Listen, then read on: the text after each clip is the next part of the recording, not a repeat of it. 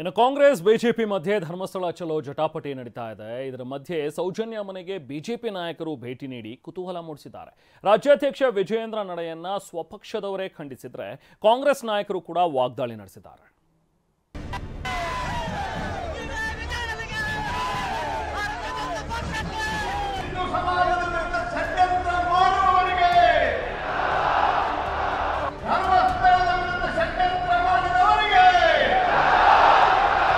ಉರುಡೆ ಸಿದ್ದರಾಮಯ್ಯನಿಗೆ ಧರ್ಮಸ್ಥಳ ಚಲೋ. ನಿನ್ನೆ ಬಿಜೆಪಿ ಘಟಾನುಘಟಿ ನಾಯಕರು ಧರ್ಮಕ್ಷೇತ್ರಕ್ಕೆ ಅಪಚಾರ ಆಗ್ತಾ ಇದೆ ಅಂತ ಯಾತ್ರೆ ಹೊರಟಿದ್ರು. ಸಮಾವೇಶದ ಬಳಿಕ ಕೇಸರಿ ನಾಯಕರು ದಿಢೀರಂತ ಸೌಜನ್ಯ ನಿವಾಸಕ್ಕೆ ಭೇಟಿ ಕೊಟ್ಟರು. ಸೌಜನ್ಯ ತಾಯಿ ಜೊತೆಗೆ ವಿಜೇಂದ್ರ, ಹರೀಶ್ ಪೂಂಜಾ, ಬ್ರಿಜೇಶ್ ಚೌಟಾ ಸೇರಿದಂತೆ ಬಿಜೆಪಿ ನಾಯಕರು ಕೆಲಕಾಲ ಚರ್ಚೆ ಮಾಡಿದ್ರು. ಆದರೆ ಇದೇ ವಿಚಾರವಾಗಿ ಬಿಜೆಪಿಯಲ್ಲೇ ಅಪಸ್ವರ ಎದ್ದಿದೆ.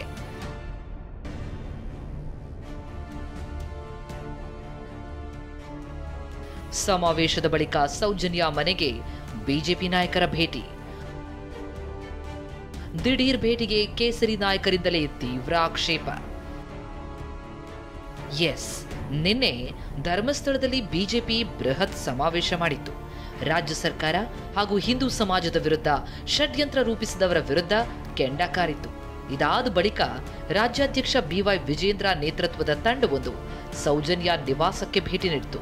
ಅಲ್ಲಿ ಸೌಜನ್ಯ ತಾಯಿ ಪುಷ್ಪಲತಾ ಅವರಿಗೆ ಸಾಂತ್ವನ ಹೇಳಿ ನಿಮ್ಮೊಂದಿಗೆ ನಾವಿದ್ದೇವೆ ಅಂತ ಭರವಸೆಯನ್ನು ನೀಡಿದರು. ಏನೀಗ ಸಿಬಿಐ ಕೋರ್ಟ್ ಆದೇಶ ಆಗಿದೆ, ಅದರ ಮೇಲ್ಮನವಿಯನ್ನು ಸುಪ್ರೀಂ ಕೋರ್ಟಲ್ಲಿ ಅವ್ರು ಮಾಡಿದ್ದೇ ಆದಲ್ಲಿ ಏನು ವೆಚ್ಚಗಳು ಬರ್ತದೆ ಸುಪ್ರೀಂ ಕೋರ್ಟ್ನಲ್ಲೇ ಆ ವೆಚ್ಚವನ್ನು ಸಂಪೂರ್ಣವಾಗಿ ನಾವು ಭಾರತೀಯ ಜನತಾ ಪಾರ್ಟಿ ಅದನ್ನು ಭರಿಸ್ತದೇನೆ, ಅದ್ರ ಬಗ್ಗೆ ತಲೆ ಕೆಡಿಸ್ಕೊಳ್ಬೇಡಿ, ಕಾಳಜಿ ಮಾಡೋದು ಬೇಡ, ನಾವು ನಿಮ್ಮ ಜೊತೆಲಿ ಸಂಪೂರ್ಣವಾಗಿ ಇದ್ದೇವೆ ಅನ್ನೋ ವಿಚಾರವನ್ನು ಅವ್ರಿಗೆ ತಿಳಿಸ್ತೇನೆ. ಅಂತಿಮವಾಗಿ ಅವ್ರು ತೀರ್ಮಾನ ಮಾಡ್ತಾರೆ ಏನು ಮಾಡಬೇಕು ಅಂತೇಳಿ. ಇನ್ನೂ ಪಾಪ ತಾವು ನೋಡಿದ್ರಿ ತಾವೇ, ಇನ್ನೂ ಪಾಪ ತಾಯಿಯವರ ಆ ನೋವಿನಿಂದ ಇನ್ನೂ ಕೂಡ ಹೊರಬರೋದಕ್ಕೆ ಸಾಧ್ಯ ಆಗಿಲ್ಲ. ಈ ದಿಢೀರ್ ಭೇಟಿಗೆ ಬಿಜೆಪಿ ನಾಯಕರೇ ಆಕ್ಷೇಪ ವ್ಯಕ್ತಪಡಿಸಿದ್ದಾರೆ. ಈ ಬಗ್ಗೆ ಮೊದಲೇ ಚರ್ಚೆಯಾಗಿಲ್ಲ, ಕೊನೆ ಕ್ಷಣದಲ್ಲಿ ನಿರ್ಧಾರವಾಗಿತ್ತು.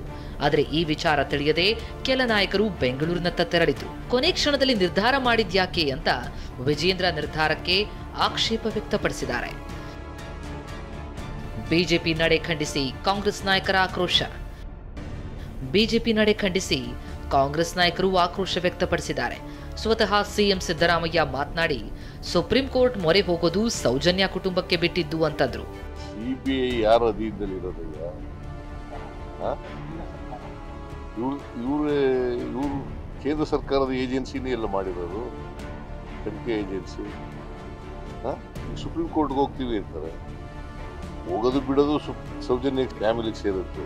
ಇನ್ನು ಸೌಜನ್ಯ ಹತ್ಯೆ ಮಾಡಿದವರಿಗೆ ಶಿಕ್ಷೆಯಾಗಬೇಕು, ನಮ್ಮಲ್ಲಿ ದ್ವಂದ್ವ ನೀತಿ ಇಲ್ಲ ಅಂತ ಬಿಜೆಪಿ ಎಂಎಲ್ಸಿ ಸಿಟಿ ರವಿ ಹೇಳಿದ್ರೆ, ಕಾಂಗ್ರೆಸ್ ಶಾಸಕ ರಂಗನಾಥ್ ಬಿಜೆಪಿ ನಾಯಕರದ್ದು ದ್ವಂದ್ವ ನೀತಿ ಅಂತ ಕಿಡಿಕಾರಿದ್ದಾರೆ. ನೋಡಿ, ಸೌಜನ್ಯ ಹತ್ಯೆಯನ್ನು ಯಾರು ಸಮರ್ಥಿಸಿದೀವ? ಆ ಕೊಲೆಗಾರರಿಗೆ ಶಿಕ್ಷೆ ಆಗಬೇಕೋ ಬೇಡವಾ? ಯಾರು ಕೊಲೆಗಾರರು ಅನ್ನೋದು ಯಾವ ರೀತಿ ಬೇಕಾದ್ರೂ ತನಿಖೆ ಆಗಲಿ ಅಂತ ಅವತ್ತೇ ಹೇಳಿದ್ದೀವಿ ನಾವು. ಅವ್ರು ಹೇಳಿದ ಎಲ್ಲದಕ್ಕೂ ನಮ್ಮ ಸಹಮತ ಇದೆ ಅಂತ ನಾವೇನು ಹೇಳಿದೀವ? ಹಾಗೇನಿಲ್ಲ. ಏನು ಯಾವ ದ್ವಂದ್ವ ನೀತಿನೂ ಇಲ್ಲ. ನಮಗೆ ಭಾಳ ಸ್ಪಷ್ಟತೆ ಇದೆ. ಜನಾಭಿಪ್ರಾಯ ರೂಪಿಸ್ತೀವಿ, ಜನಾಭಿಪ್ರಾಯ ರೂಪಿಸೋ ಕೆಲಸನೇ ಮಾಡ್ತಾ ಇದ್ದೀವಿ ನಾವು. ಸೌಜನ್ಯ ಅವರು ಅವ್ರ ಮನೆಗೆ ಹೋಗಿ ಬಂದಾದ್ಮೇಲೆ ಅವ್ರಿಗೂ ಸಹ ಬೆಂಬಲಿಸ್ತೇವೆ ಅಂತ ಒಂದು ಕಡೆ ಹೇಳ್ತಾರೆ, ಈ ಕಡೆ ವೀರೇಂದ್ರ ಹೆಗಡೆ ಅವ್ರ ಹತ್ರ ಹೋಗ್ತಾರೆ, ಅಲ್ಲೂ ಸಹ ನಾವು ಬೆಂಬಲಿಸ್ತೇವೆ ಅಂತ ಹೇಳ್ತಾರೆ. ಏನು ದ್ವಂದ್ವ ನೀತಿ ಇದು? ಕೌರವಂಗೂ ಭಾವ, ಪಾಂಡವರಿಗೂ ಭಾವ ಅಂತರ ನಡ್ಕೋತಾ ಇರೋಂಥದ್ದು ನನಗೆ ಭಾಳಷ್ಟು ನನಗೂ ಗೊಂದಲ ಆಗೋಯ್ತು. ಇತ್ತ ಪರಿಷತ್ ವಿಪಕ್ಷ ನಾಯಕ ಛಲವಾದಿ ನಾರಾಯಣಸ್ವಾಮಿ ಹಾಗೂ ಸಚಿವ ಪ್ರಿಯಾಂಕ್ ಖರ್ಗೆ ಮಧ್ಯೆ ಸೌಜನ್ಯ ನ್ಯಾಯದ ಫೈಟ್ ನಡೀತು. ಈಗ ನೀವು ಸೌಜನ್ಯಗೆ ನ್ಯಾಯ ಕೊಡಬೇಕು, ಆದರೆ ಆ ಕೆಲಸವನ್ನು ನೀವು ಮಾಡ್ತಾ ಇದ್ದೀರಾ.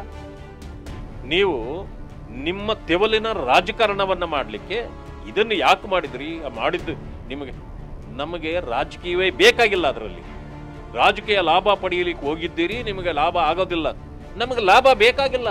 ನಿನ್ನೆ ವಿಜೇಂದ್ರ ಅವರು ಹೋಗಿ ಸೌಜನ್ಯ ಅವರ ಕುಟುಂಬದವ್ರ ಜೊತೆ ಚರ್ಚೆ ಮಾಡಿದ್ರು. ಇವರೇ ಹೇಳಿದ್ರಲ್ಲ ನ್ಯಾಯ ಕೊಡಿಸ್ತೀನಿ ಅಂತ. ಆಮೇಲೆ ಎಲ್ಲ ನ್ಯಾಯ ಕೊಡಿಸ್ಲಿಕ್ಕೆ ಎಲ್ಲ ಆಯುಧಗಳು, ಎಲ್ಲ ಸತ್ಯಾಂಶಗಳು ಇವ್ರ ಹತ್ರ ಇದೆ, ಬಿಜೆಪಿ ಶಾಸಕರದ ಇದೆ ಅಂದ್ಬಿಟ್ಟು ನಳಿನ್ ಕುಮಾರ್ ಕಟೀಲ್ ಅವ್ರು ಹೇಳಿದಾರಲ್ಲ, ಬಹಿರಂಗ ಪಡಿಸ್ಲಿ, ನ್ಯಾಯ ಕೊಡಿಸ್ಲಿ, ಯಾರು ಬೇಡ ಅಂದಿದ್ದಾರೆ?